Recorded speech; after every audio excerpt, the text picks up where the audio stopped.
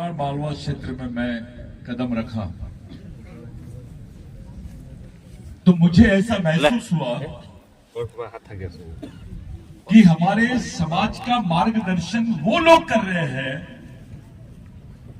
जो समाज का ही अस्तित्व खत्म करना चाहते हैं। ये एक परिस्थिति देखो कितनी खतरनाक है कि समाज का मार्गदर्शन वो लोग कर रहे हैं जो आदिवासियों का मार्गदर्शन कर रहे हैं। वो वही लोग हैं जो आदिवासियों के अस्तित्व को खत्म करना चाहते हैं। पहला। दूसरा ये कि जो विचारधारा तुम्हारे सामाजिक सांस्कृतिक और अधिकारों को खत्म करती है, उसके वजूद को खत्म करती है, उसी विचारधारा को हमारा समाज अपनी विचारधारा मान के काम करता है। जो जहर है उसकी खेती कर रहे हैं हम। जिस चीज से हमारा सामाजिक अस्तित्व खतरे में आ जाएगा उसी को अपना आइडियोलॉजी बना लिया हम लोगों ने, उसी को अपना सिद्धांत समझ लिया। जब समाज दुश्मन के षड्यंत्र को ही अपना सिद्धांत समझ लेता है, वो समाज अपना अस्तित्व नहीं बचा सकता है। जो दुश्मन का षड्यंत्र है उसको सिद्धांत समझ के जीने वाले लोग बेवकूफ हैं। और ये हमारे साथ में हुआ है। 1950 के बाद में जिस पाताल पानी में आप लोग बैठे हैं, इसको अनरिकॉर्डेड लैंड नाम से घोषित कर दिया गया। Unrecorded land. अनरिकॉर्डेड लैंड का मतलब है ऐसा लैंड जिसका कोई रिकॉर्ड नहीं है। क्योंकि ये टंटा भील के बारे में बात नहीं करना चाहते थे करके अनरिकॉर्डेड लैंड बोला गया इसको। शर्म की बात है, हमारा कोई जनप्रतिनिधि वो किसी भी पार्टी में हो, उसने कभी इस बात पर ध्यान नहीं दिया। मध्य प्रदेश गवर्नमेंट के पास में भील वंश की कोई एंथ्रोपोलॉजी रिपोर्ट नहीं है, जिसको मानव शास्त्रीय रिपोर्ट बोलते हैं, वो नहीं है, उसको जला दिया गया।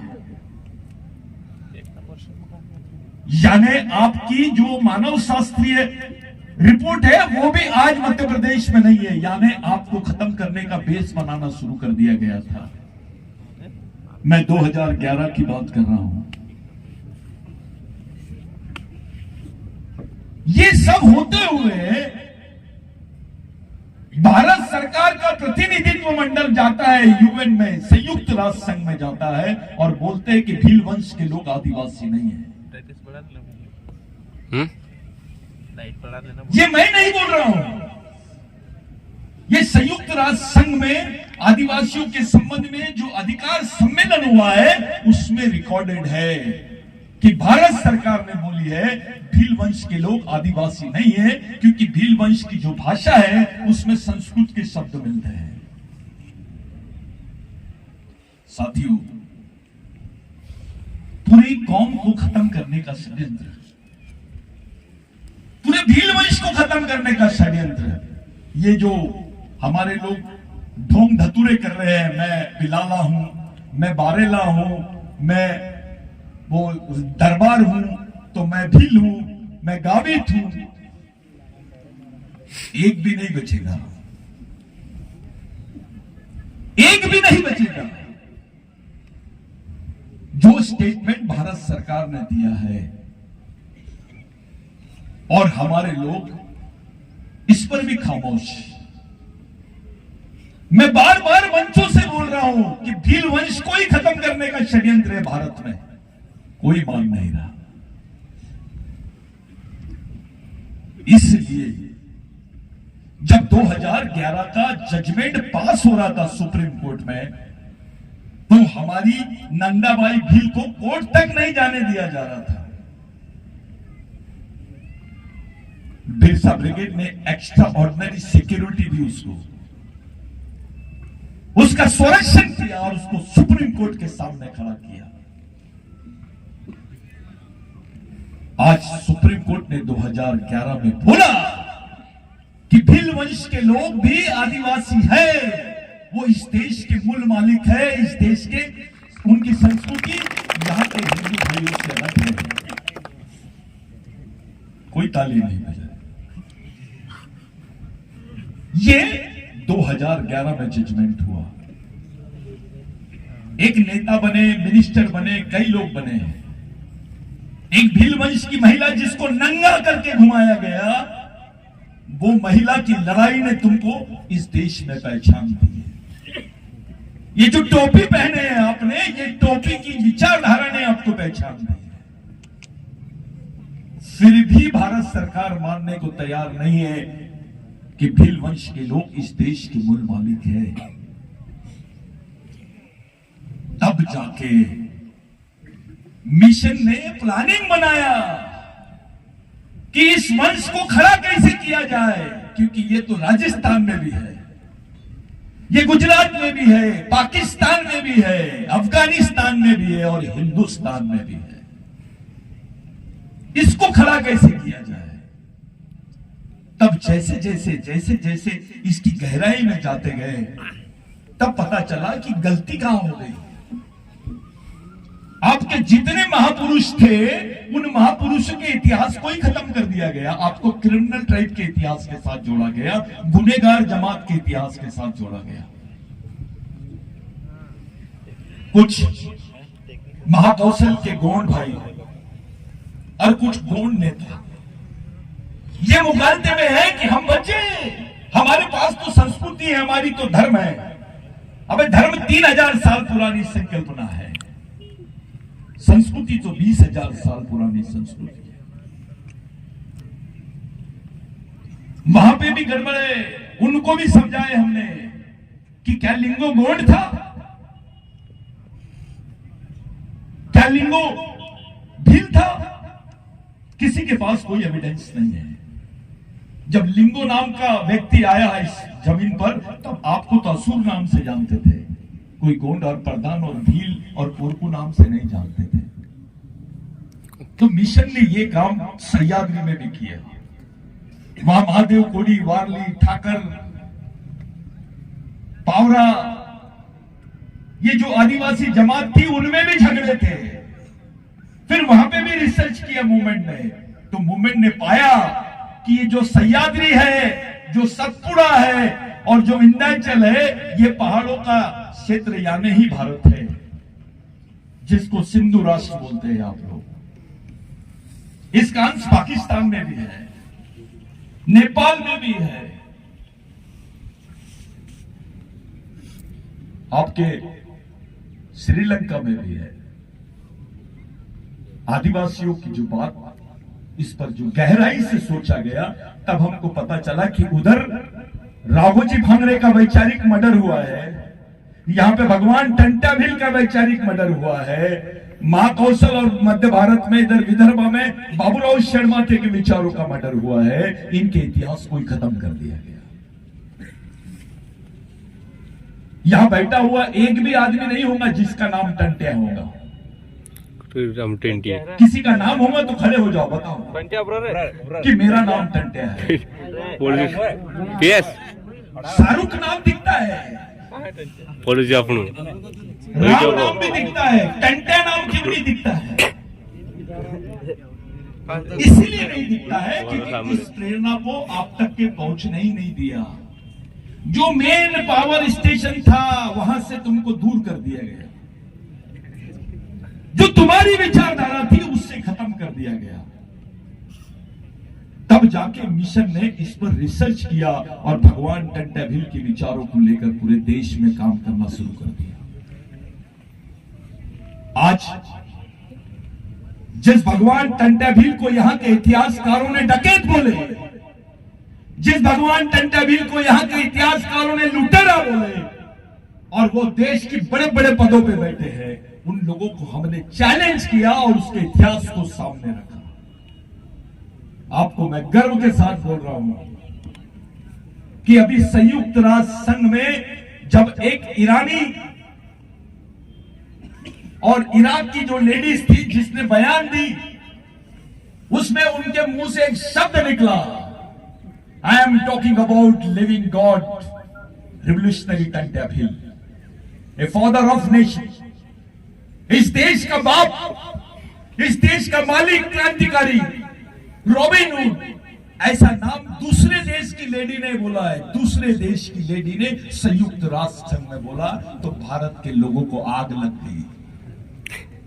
इनका दिमाग खराब हो गया है कि टंटाभिल की बात इराक की लेडी कैसे बोल रही है, पाकिस्तान का आदिवासी कैसे बोल रहा है।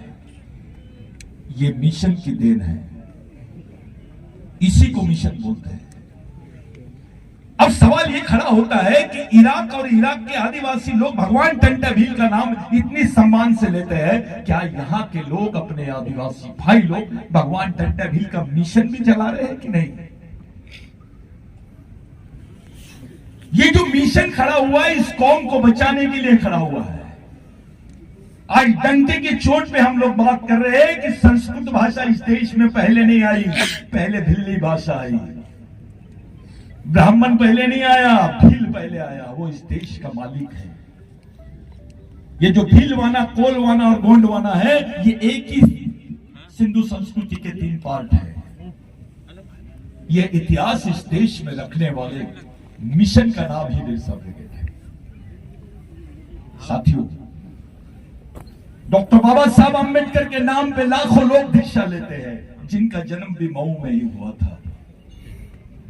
डॉक्टर बाबा साहब अंबेडकर की माता जी बच्चे को भगवान टंटाभिल की कहानी सुनाती थी। बाबा साहब को कबीर के दोहे और भगवान टंटाभिल के कहानी। मैं कल भी बोला, आज भी बता रहा हूं, इस देश में किसी भगवान के ऊपर में इतने लोकगीत नहीं बने होंगे जितने टंटाभिल के ऊपर में बने हैं।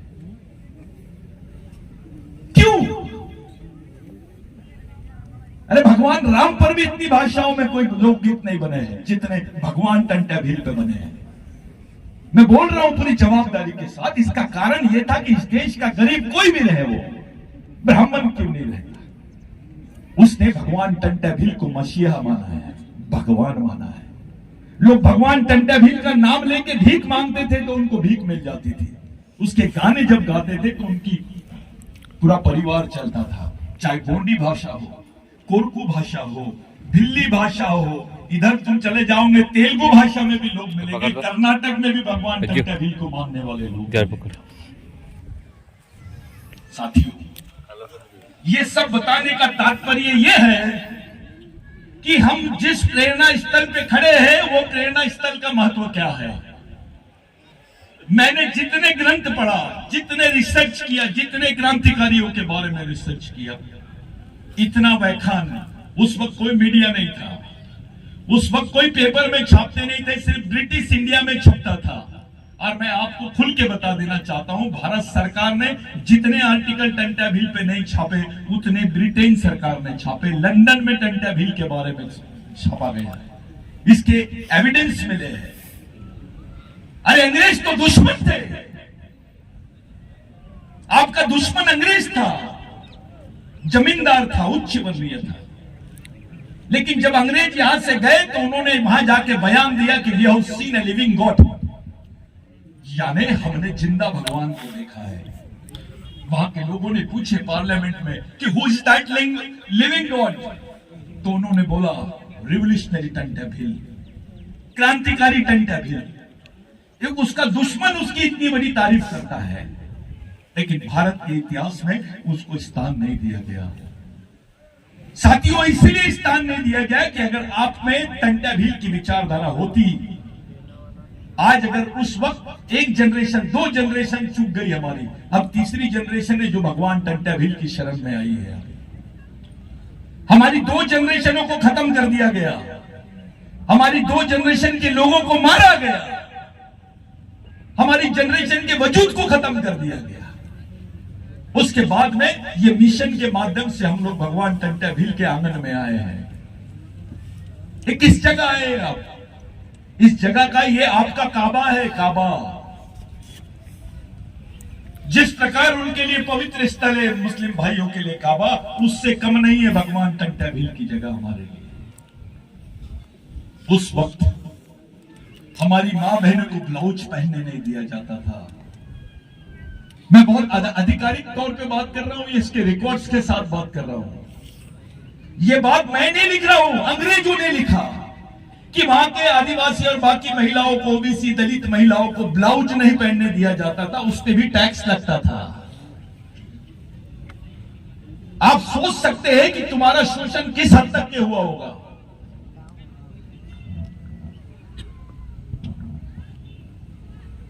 ब्लाउज पहनने पे टैक्स, इतना शोषण कौन से समाज का हुआ है?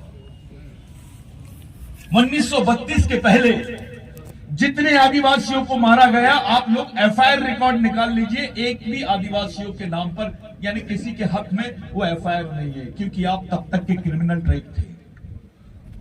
You were the criminal tribe of this country, यानी आप इस देश के गुनहगार जमात थे। आपको मारने पर भी इस देश में किसी पर केस नहीं लगती थी। ऐसा किसी के देश में हुआ क्या? उस लड़ाई को लड़ने वाले भगवान का नाम है टंट्या भील। ये जितनी बड़ी बड़ी मूंछ उठाते हैं, मैं तो भील वंश का हूं, मैं तो बारेला हूं, मैं बिलाला हूं, मैं मूंछ दरबार हूं, मैं उसकी मूंछ को पूछना चाहता हूं, अबे तेरे को जमीन का टुकड़ा किसने दिया? तेरे पास ये जमीन कहां से आई? जब वो अंदर जाएगा तब उसका जमीर बताएगा कि ये जमीन उसको भगवान टंट्या भील के संघर्ष की वजह से मिली है। दूसरा प्रश्न उसके सामने ये खड़ा कर दो कि देखो कौन से भगवानों ने जमीन दी है, कौन से धर्म ने जमीन दी है। अगर जमीन का टुकड़ा नहीं होता तो बदन पे कपड़े नहीं होते, टंट्या भील नहीं होता तो हमारी मां बहनों ने ब्लाउज नहीं पहना होता। ये सच है। हमारे लोगों को भगा भगा के मारा जाता था, जलाया जाता था। गलत बयान दिए इन्होंने, अंग्रेजों से लाशों को ले लिया गया, भगवान टंट्या भील की बॉडी को फांसी दे के लिया गया है और उसके बाद लाके टंट्या भील की बॉडी को यहां पर पाताल पानी में फेंक दिए। कुत्ते बिल्ली की लाश थी क्या? अगर पाताल पानी में भगवान टंट्या भील की लाश थी तो यहां उनका मकबरा क्यों नहीं है? कोई जवाब नहीं देता है इसका। उनकी मजार क्यों नहीं है? जहां पे वो जगह है वो उस वक्त भी वैसी थी, आज भी वैसी है। भगवान टंट्या भील की बॉडी का तो पता ही नहीं है, कैसे गायब हो गई, कहां गई? 19 साल तक, जितने साल का आदमी जवान होता है उतनी जवानी तक 19 साल तक के हथियार बंद लड़ाई लड़ा है टंट्या भील ने। इतना तो इंडिया ने भी पाकिस्तान और चाइना से नहीं लड़ी है जितने दिन भगवान टंट्या भील ने लड़ा है। हथियार बंद लड़ाई, यानी वो गोली मारेगा तो मैं मर जाऊंगा, मैं गोली मारूंगा तो वो मर जाएगा। इस लड़ाई को अंजाम देने वाले भगवान का नाम है टंट्या भील। कोरकुओं को नहीं मालूम था कौन है टंट्या, रेंगा कोरकू। कोरकू समाज के लोग बोलते थे सतीश भाऊ आया और ये रेंगा कोरकू लाया, ये कहां से उठा के लाया? तब उनको पता चला कि टंट्या भील का सबसे ईमानदार और वफादार सैनिक सरदार जो था उसका नाम है भगवान रेंगा कोरकू। बालिया गोंड, भगवान टंट्या भील के साथ में केवल भील लोग ही नहीं थे, कोरकू था, गोंड था, यहां का महादेव कातकरी भी था। वो आंदोलन भगवान टंट्या भील का था। सोचिए, आज तो कोई मीडिया है, अपने पास बहुत सारे मीडिया, उस वक्त कोई मीडिया नहीं थे। 1 लाख ग्राम सभाओं का संचालन करता था टंट्या भील। मैं नहीं बोल रहा हूं, जॉन टेलर नाम के साइंटिस्ट ने बोला है, ब्रिटिश इंडिया में आर्टिकल छपा है कि 1 लाख ग्राम सभाओं का संचालन करने वाले भगवान का नाम है टंट्या भील। इतनी बड़ी व्यवस्था टंट्या भील के सामने तो यहां पे होलकर एम्पायर भी था, यहां पे बाकी सरकार भी थी, खड़ा खुला उनको सामने आमंत्रण था। इन्होंने आधिकारिक तौर पे बोला है 22,000 हेक्टर जमीन, कितनी? 22,000 हेक्टर जमीन, और उस वक्त 50,000 रुपए, यानी आज के 50 करोड़ रुपए। इतनी बड़ी जमीन दे रहे थे भगवान टंट्या भील को और बोल रहे थे कि इतना पैसा भी ले ले और अपना संघर्ष बंद कर दे, तेरे को अलग एम्पायर देते। भगवान टंट्या भील तो राजा बन सकता था, लेकिन समाज के साथ धोखा नहीं किया। अभी बोलो बड़ा किसी को एक मंत्री पद ले ले, एक विधायक का पद ले ले, वो पार्टी नहीं देखता, वो सीधा भगता है। लेकिन भगवान टंटा भील ने क्या किया? इतनी बड़ी राजा हो सकते थे, राजा। ये अगर भगवान टंटा भील ये सौदा कर लेता तो उसके बाद उनको भगवान टंटा भील नहीं, राजा टंटा भील बोलते थे। इतनी बड़ी डील, उसको छोड़ देना। अरे देश का प्रधानमंत्री भी नहीं कर सकता ये काम, और किसी आमा मामा के भी बस की बात नहीं है। ये बहुत बड़ा काम है। भारत के इतिहास में किसी क्रांतिकारी को इतना बड़ा ऑफर नहीं आया, और वो बलिदान आपके लिए भगवान टंटा भील ने दिया है। डॉक्टर बाबा साहब अंबेडकर जैसे व्यक्ति ने भगवान टंटा भील से प्रेरणा लिया है। वो जब लंदन गए थे और अर्थव्यवस्था पे बात कर रहे थे दादा, तो भगवान टंटा भील का जिक्र किया उन्होंने कि आई नो द प्ले यानी उस वक्त में एक नाटक चलते थे। I know the play, which type of play you know? I know the play of भगवान टंटा भील। बचपने में भगवान टंटा भील बनते थे बाबा साहब अंबेडकर। ये सच्चाई है। अब उसके वंशज हो, क्या बात है? भगवान टंटा भील को हमारे समाज ने छोड़ा क्यों? ये मैं बार बार जो भगवान शब्द वापरता हूं, भगवान टंटा भील, भगवान बिरसा मुंडा, भगवान रेंगा कुरकू, भगवान राघोजी भांगरे, ये भगवान शब्द का जो उपयोग मैं करता हूं, मेरे को वो भगवान फीके लगते हैं इनके सामने। ये ओरिजिनल भगवान है।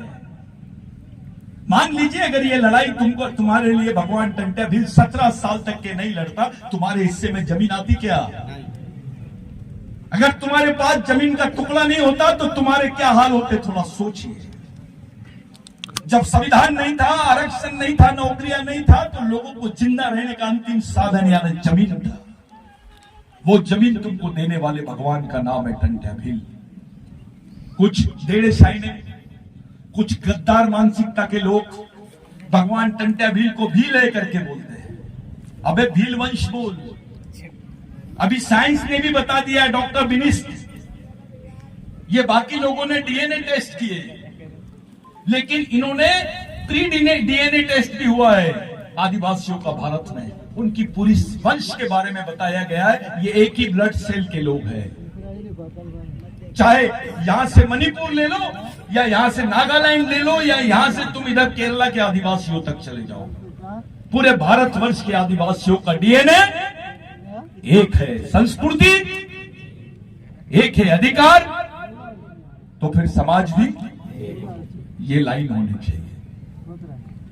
अभी मणिपुर में अपने लोगों को मारा जा रहा है। मैं बताता हूं इसका एविडेंस। अरे मणिपुर के आदिवासियों ने भगवान टंटा भील का फोटो लगा के मर रहे हैं। वो शर्म आएगी हम लोगों को। वो राघोजी बांगरे की नाम लेते हैं, वो बिरसा मुंडा का नाम ले रहे हैं। मणिपुर में मिल रहा है। दुश्मन परेशान हो गए कि यहां टंटा भील कहां से पहुंच गया। कोई मीडिया छाप नहीं रहा है, कोई बात नहीं कर रहे। रोज हमारे लोगों को मारा जा रहा है। अरे कश्मीर में भी इतने लोग नहीं मरे थे जितने बुरी तरह आदिवासियों को मारा जा रहा है। हसदेव का तो खुला हो गया कि हम अदानी अंबानी को जमीन देंगे, हम उत्खनन करेंगे, चाहे आदिवासी कुछ भी कर ले। क्यों भारत में आदिवासी नेता नहीं है क्या? भाई तुम्हारी पार्टी बड़ी है कि समाज बड़ा है? लेकिन कोई दौड़ के बचा नहीं रहा है आदिवासियों। लाखों एकड़ जमीन उनकी भगा दे रहे हैं, वहां से उनको हटा रहे, विस्थापित किया जा रहा है। ये खुला नंगा नाच पूरे देश में चल रहा है साथियों। एक तरीके से आदिवासियों के साथ में भारत सरकार ही लड़ रही है। इन्होंने कानून बनाया, लैंड एक्ट, जो फॉरेस्ट कंजर्वेशन एक्ट 2023, इसका पिटिशनर है बिरसा ब्रिगेड। मैं यहां आपको बताना चाहता हूं, वो याद रखो कि इसका पिटिशनर है भारत में एकमेव संगठन बिरसा ब्रिगेड। हमने पार्टी बनाया यहां की सरकार को और सुप्रीम कोर्ट में चैलेंज किया। आर्टिकल 32 के अंतर्गत हमने जनहित याचिका दी और आर्गुमेंट किया, और उसको सुप्रीम कोर्ट ने मान्य किया। आज पूरे गवर्नमेंट को नोटिस इशू हो गए उसमें। यह लड़ाई भारत की सबसे बड़ी लड़ाई है भाइयों, क्योंकि इसमें आपके ग्राम सभा के अधिकार खत्म हो जाएंगे, इससे आपके 5वीं 6वीं अनुसूची के अधिकार खत्म हो जाएंगे। आपके इसमें आर्टिकल 13(3) का के अधिकार खत्म हो जाएंगे। इसमें आपके पारंपरिक अधिकारों को समाप्त कर दिया जाएगा। इसमें आपके भूमि के अधिकारों को समाप्त कर दिया जाएगा। इसमें आपकी आइडेंटिटी को खत्म कर दिया जाएगा। वो कानून इन्होंने बनाया और कोई पार्टी कुछ नहीं बोल रही है। कोई पार्टी इसमें बात करने के लिए तैयार नहीं है। और कानून बना है तो किसी को हवा भी नहीं है। अपने समाज के क्लास 1 ऑफिसर बेवकूफ जैसे, बंदर जैसे बैठे हुए हैं, गधे जैसे बैठे हुए हैं। अबे आरक्षण नहीं होता तो वो चेयर पे तू बैठता क्या? आरक्षण नहीं होता तो विधायक बनता क्या, सांसद बनता क्या? लेकिन तू जो बैठा है वो तेरे को नहीं मालूम कि तेरे समाज को समाप्त करने का इतना बड़ा कानून इस देश में पास कर दिया गया। ये शर्म की बात है साथियों। ये जो मंच है, यहां से पूरे देश में बात जाएंगी हमारी, पूरे देश के आदिवासी समाज। सरकार सुने ना सुने, हमको सरकार से कोई मतलब नहीं है। हमारी सरकार तो अंदर बैठी है, हम उसके विचारों से चलेंगे, उस लाइन को अपनाएंगे तो बचेंगे, उसको नहीं बचाओगे तो नहीं बचने वाले आप। मैं पूरी जवाबदारी के साथ आपको बताना चाहता हूं कि इस लड़ाई को देश भर में कोई संगठन नहीं लड़ रहा है। किसी को बुरा मानने की बात नहीं है। इस लड़ाई को संवैधानिक चैलेंज दिए हैं उन लोगों ने सुप्रीम कोर्ट में, और आप लोग उसके गवाह रहेंगे। आने वाली पीढ़ी हम पे हंसेगी नहीं, हमको हंसेगा नहीं कोई। उस आखिरी लड़ाई को भी लड़ रहे हैं साथियों। ये भारत का संविधान खत्म होगा नहीं होगा ये दूसरा पहलू है, लेकिन भारत के संविधान से आदिवासी खत्म हो जाएगा ये पहला पहलू है। आपको खत्म करने का षड्यंत्र रच रहे हैं। आपके क्षेत्रों में जितने जंगल क्षेत्र है उसमें मिलिट्री लगाने की बात कर रहे हैं लोग, और वो कानून में प्रावधान है। उस कानून में ये प्रावधान है कि जितने आदिवासी क्षेत्र है, जंगली क्षेत्र है, 5वीं अनुसूची के क्षेत्र है, बॉर्डर के क्षेत्र है, यहां पर पुलिस हटाकर वहां पे मिलिट्री रखो। अरे पुलिस रहती है तो आप FIR दर्ज कर सकते, कानून का राज होता है। लेकिन मिलिट्री रहेगी तो आप कैसे बचोगे? वो तो गोलियां ही मारेंगे। और एक कानून है आस्पा, आर्म फोर्स प्रोटेक्शन एक्ट, उसके तहत किसी भी सैनिक के ऊपर कोई कार्रवाई नहीं हो सकती अगर उसने तुम्हारे बहन का बलात्कार भी किया होगा, उसको मारा भी होगा, तुमको तुम्हारे घर भी तोड़े होंगे, तो किसी सैनिक पे कार्रवाई नहीं होती। साथियों, गरीब आदिवासियों के क्षेत्र में सरकार मिलिट्री क्यों भेजना चाहती है? ये सवाल अपने दिमाग में पैदा करो। ये सरकार आदिवासियों का सामना पुलिस के बजाय मिलिट्री से क्यों करवाना चाहती है? इस बात का फैसला करो। जो आदिवासी बच्चा बजरंग दल में काम कर रहा है, RSS में काम कर रहा है, उसने पूछना चाहिए कि मेरे आदिवासी क्षेत्र में मिलिट्री क्यों लगाई जा रही है। क्या बात है कि आदिवासियों के सामने पुलिस को खड़ा करने के बजाय मिलिट्री को कोई खड़ा कर रहे हैं। ये सिविल वॉर की तैयारी है। जो मणिपुर में हुआ, जो कश्मीर में हुआ, 370 को खत्म कर दिया इन्होंने कश्मीर में। अब आदिवासी क्षेत्रों से 371 और 372 को खत्म करने का षड्यंत्र है। मोदी जी को आदिवासियों के प्रति उनके दिल में कुछ नहीं है। उनको भगवान राम की पड़ी है, भगवान की प्राण प्रतिष्ठा करा रहे हैं। लोग, दुनिया भर के लोग हंस रहे हैं। अगर भगवान है तो इसकी प्राण प्रतिष्ठा कराने की जरूरत क्या है? हमारे लोगों ने 127 करोड़ रुपए दिए। ये क्षेत्र के निमाड़ मालवा का कलेक्शन है आदिवासियों का, 127 करोड़ रुपए राम मंदिर के लिए। यही कलेक्शन यहां मिल जाता तो क्या होता? इसके लिए क्यों नहीं दे रहे आप? अभी वो भीम ने बोला कि ये जमीन हमारे नाम पे नहीं है। सरकार ने कैसी दे दी दूसरों को? ये तो जमीन सरकारी थी। क्या सरकार ने बेची है? ये हेरिटेज है, हेरिटेज, नेशनल हेरिटेज बोलते हैं इसको। यहां की किसी भी जमीन को आप हाथ नहीं लगा सकते। ये हेरिटेज जमीन बेच दी सरकार ने। अपना कोई नेता कुछ नहीं बोला, कोई विधायक को गरज नहीं पड़ी कि भगवान टंटे भील की जमीन को बचाने के लिए कुछ किया जाए। शर्मनाक बात है। डॉक्टर बाबा साहब आम्बेडकर की नागपुर में दीक्षा भूमि है, 100 एकड़ जमीन मिली है। जहां पे तुम खड़े हो 1 एकड़ जमीन भी आदिवासियों के हिस्से में नहीं है। यहां पर यह सच्चाई है। इसका मतलब यह है कि जो शासन है उसमें आदिवासियों के सामाजिक प्रतिनिधित्व नहीं है।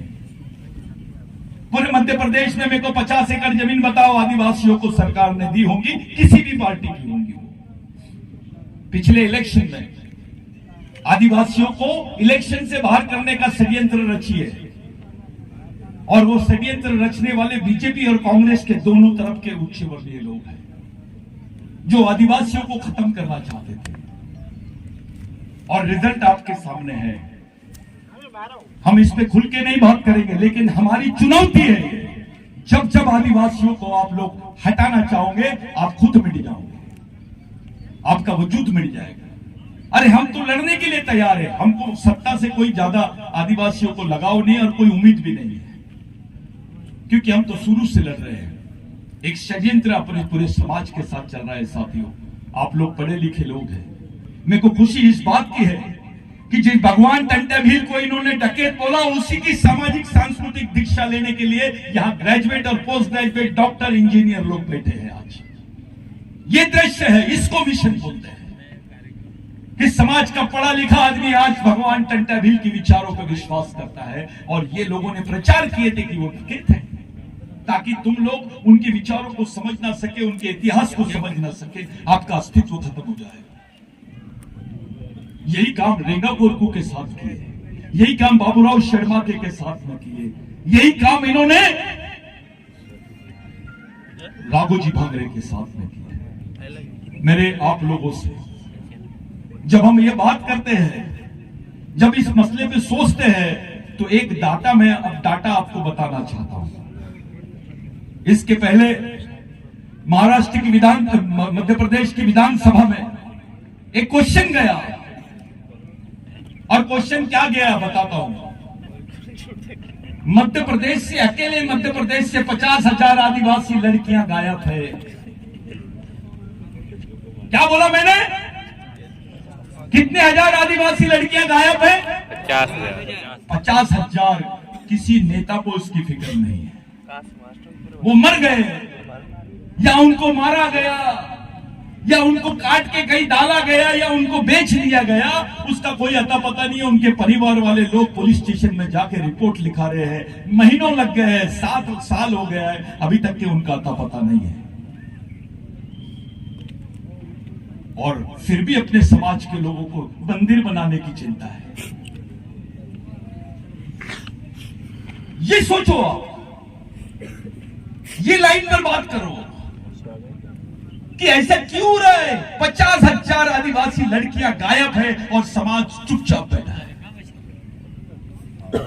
मेरे गणित के हिसाब से, मेरी सोच के हिसाब से वो 50,000 आदिवासी लड़कियां मारी गई, उनको बेचा गया होगा, उनकी किडनी निकाल दी गई होगी, उनको मार्केट में बेच दिया गया होगा, इंटरनेशनल मार्केट में उनको बेच दिया गया होगा। उनका कोई अता पता नहीं है। क्या लग रहा होगा उनके माँ बाप को, उनके भाई बहनों को क्या लग रहा होगा? वो भील होंगी कि गोंड होंगी कि कोरकू होंगी कि बिलाला होंगी कि बारेला होंगी, क्या होगी वो?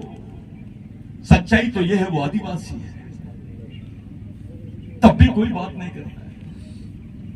इतनी बड़ी घटना हो जाती है और समाज चुपचाप कैसे है भाई? ये तो समझ के परे है। 50,000 आदिवासी लड़कियां, 2 उच्च वर्णीय आदि लड़कियों को, उच्च समाज की लड़कियां अगर गायब हो जाती है तो देश में, दिल्ली में कैंडल लेके मार्च हो जाता है।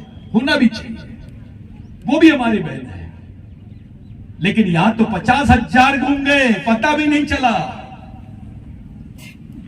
मणिपुर में मार रहे अलग, गढ़चिरौली में मार रहे अलग, छत्तीसगढ़ में मार रहे अलग, उड़ीसा, झारखंड, उधर आसाम में मार रहे वो अलग, और यहां तो गायब ही कर दिए। क्यों नहीं बात की है समाज ने? पूरे इलेक्शन भर में बिरसा ब्रिगेड ने एक ही काम किया, खुले तरीके से।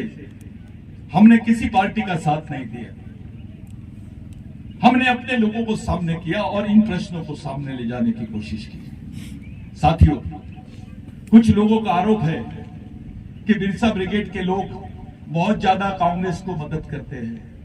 बहुत ज्यादा फलानी पार्टी को मदद करते हैं। मैं आपको बता देना चाहता हूं, अगर बिरसा ब्रिगेड ने कांग्रेस को मदद किया होता तो बीजेपी की गवर्नमेंट नहीं बनती। बिरसा ब्रिगेड की मार्फत कांग्रेस की गवर्नमेंट मध्य प्रदेश में बनती थी। यह सच्चाई है।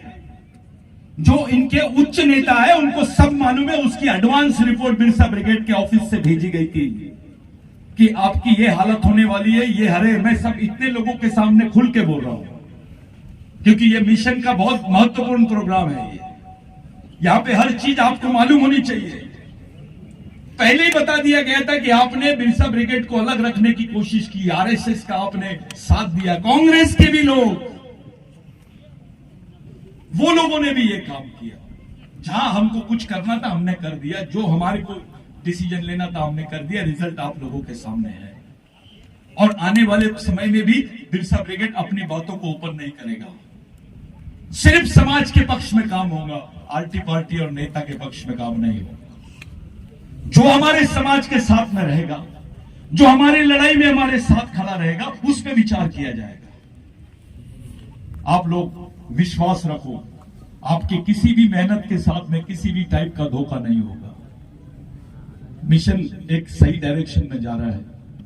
कुछ लोग मिशन से नाराज है, आपस में झगड़े कर रहे हैं, कुछ कार्यकर्ताओं में आपस में ऐसा मेल मिलाप नहीं हो रहा है। ये अच्छी बात नहीं है। ये हमारे लिए सबसे घातक चीज है। ये हमारे अस्तित्व को बहुत बड़ा चैलेंज है। मेरे भाइयों, मेरे लिए, आप तमाम लोगों के लिए आज का दिन इतना महत्वपूर्ण दिन है।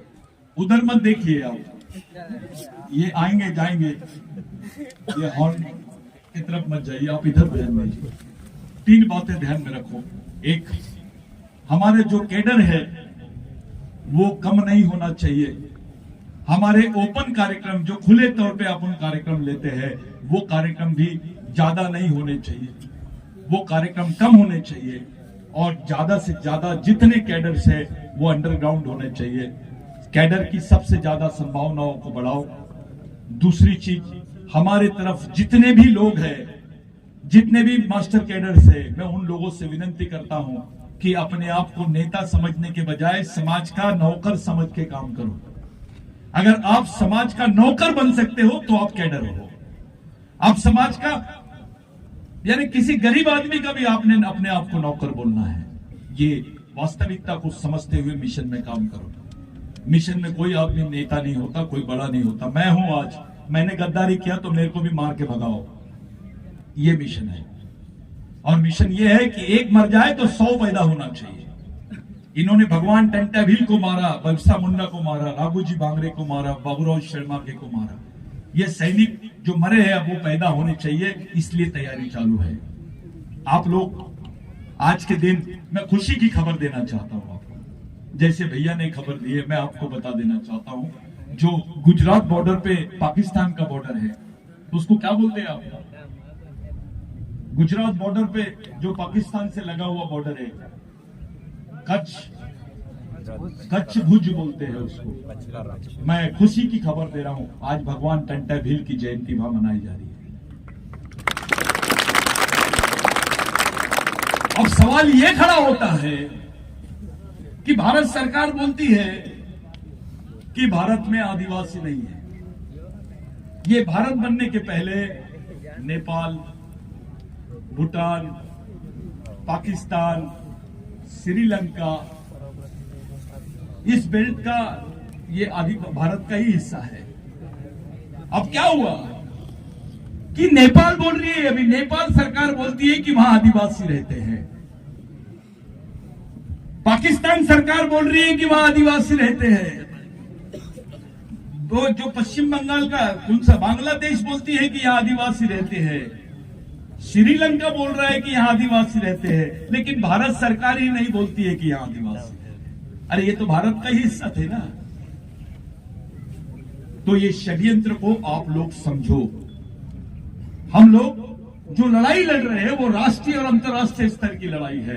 हमारी आने वाली जनरेशन को बचाने की लड़ाई है। आप लोगों के लिए, हम तमाम लोगों के लिए ये समय बहुत नाजुक है। बहुत ही नाजुक समय है, जब चारों तरफ आदिवासी क्षेत्रों में मिलिट्री रहेगी, जब चारों तरफ आदिवासियों को जमीनों को ये लोग छीनना चाह रहे हैं, जब चारों तरफ आदिवासियों के अस्तित्व को ही खत्म करने की लाइन डाल रहे हैं ये लोग, ऐसे समय हम लोगों ने इस मिशन को खड़ा किया है। साथियों, आप तमाम लोगों के बीच में एक ऐसा मैसेज आया है, एक ऐसा मैसेज डालने की कोशिश कर रही है दुश्मन द्वारा कि आप लोगों को कोई पर्याय नहीं है आरएसएस, बीजेपी और बजरंग दल में जाने के लिए। इसके अलावा कोई पर्याय नहीं है। इन बातों से आप लोग सावधान रहो।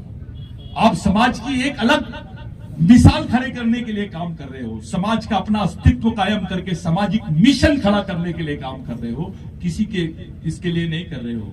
जो काम हमारे पूर्वजों ने किया उसी काम को करने की हम लोग कोशिश कर रहे हैं। आज के दिन 3 बातें हम लोग ध्यान में रख ले। ज्यादा समय आप लोगों का मैं नहीं लूंगा, लेकिन 3 बातें। एक, किसी भी धार्मिक गतिविधि का आप लोग हिस्सा मत बनो, और धार्मिक गतिविधि के बजाय अपनी सांस्कृतिक गतिविधि का हिस्सा बनो। तीसरा ये कि जितना चाह सकते हो, जितना जम सकता है, शिक्षण प्रशिक्षण का कार्यक्रम समाज में चलाओ। सामाजिक शिक्षा और सामाजिक दीक्षा, ये 2 ही कार्यक्रम समाज में तेजी से चलना चाहिए। साथों साथ जो जयंती का कार्यक्रम आप लोगों ने 26 जनवरी को यहां मनाया, अब ये जयंती पूरे महीने भर में गांव गांव में मनना चाहिए भगवान टंट्या भील की। मैं आज, मेरे को वहां पर भेजा गया, दादा का ऑर्डर आया कि भाई आपको वो पुतले के उद्घाटन में जाना है। मैं उस जगह पे गया, मेरे को इतना अच्छा लगा कि बाबा साहब का पुतला बाजू में, इधर भगवान टंट्या भील का, इधर बिरसा मुंडा का, और तीनों पुतलों का मैंने उद्घाटन करके आया। मैं अपने आप को बहुत खुश नसीब समझा कि आज के दिन मैं इतने सुंदर प्रोग्राम में गया था।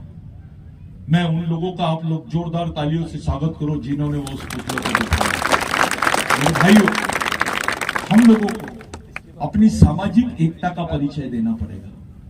हम लोगों को अपनी सामाजिक लड़ाई के वजूद को समझना पड़ेगा। हमारी सामाजिक बेस को पकड़ के चलना पड़ेगा। उसके अलावा दूसरा हमारे सामने कोई पर्याय नहीं है।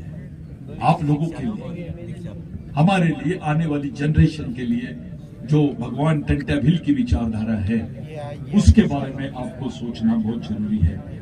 साथियों, एक बुक निकली है अभी, जिस पर वो यादव करके एक राइटर है, उन्होंने वो किताब लिखी है। मेरे को बहुत अच्छी किताब लगी। वो बुक राइटर का पूरा नाम नहीं मालूम मुझे, दादा बताएंगे।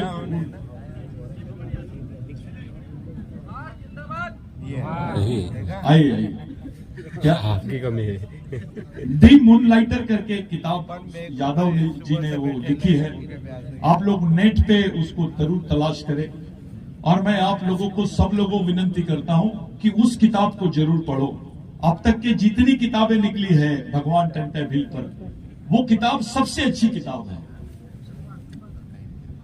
कुशवाहा, सुभाष कुशवाहा, हाँ, सुभाष चंद्र कुशवाहा, वो किताब बहुत अच्छी उन्होंने लिखे है। बाबा बाण ने भी बहुत अच्छी किताब लिखा है।